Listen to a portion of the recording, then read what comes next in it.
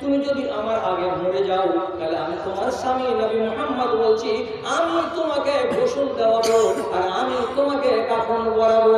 গোসল দেওয়াতে গেলে মরা নারীর গায়ে হাত লাগাতে হবে, কাফন পরাতে গেলে মরা নারীর গায়ে হাত লাগাতে হবে। যদি মরে যেতে গেলে রিশতা নষ্ট হয়ে যেত, তাহলে আল্লাহ পাকের নবী জীবনে কোনোদিন আয়েশাকে বলতেন না, আয়েশা তুমি যদি মরে যাও আমার আগে তাহলে আমি তোমাকে গোসল দেওয়াবো।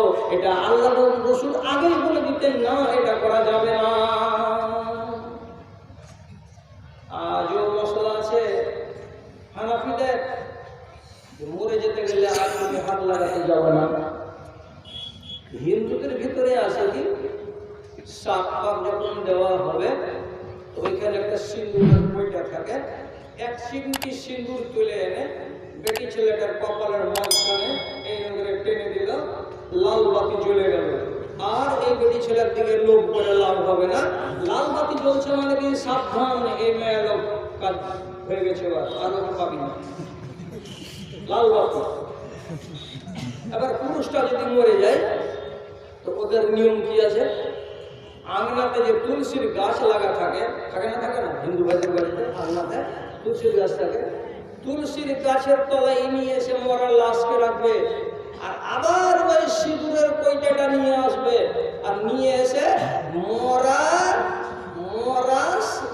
স্বামীর হাতের তালুতে এই বেটি ছেলেটা এক চিমটি সিঁদুর তুলবে, আর তোলার পরে ওর হাতে এমনি করে রেখে দিবে, আর দিয়ে বলবে যে সিঁদুর তুই দিয়েছিলি ওই 52 বছর আগে আমার আঙনাতে এসে, ওই সিঁদুর তোকে ঘুরিয়ে দিয়ে দিলাম, আর সিঁদুর কপালে লাগা।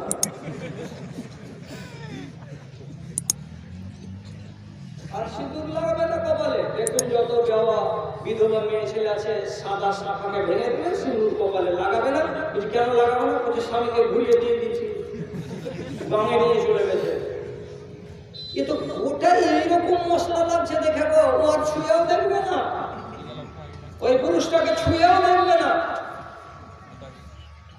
আর আমার মশলাটা কি, আমি যদি ফেকা গোল করতে যাই তাহলে আমি কোরআনে হাত লাগাবো, কোরআন থেকে যদি আমার ফেকা আবিষ্কার না হয় তাহলে আমি আল্লাহ পাকের নবীর অন্যান্য হাদিসগুলোকে দেখবো, আর হাদিস থেকে যদি আমি ফেকা বের করতে না পারি তাহলে পরে শেষের বেলায় আমি ইজতিহাদ করব, আর ইজতিহাদ করার কালে আমাকে অতি সাবধানে পা ফেলতে হবে।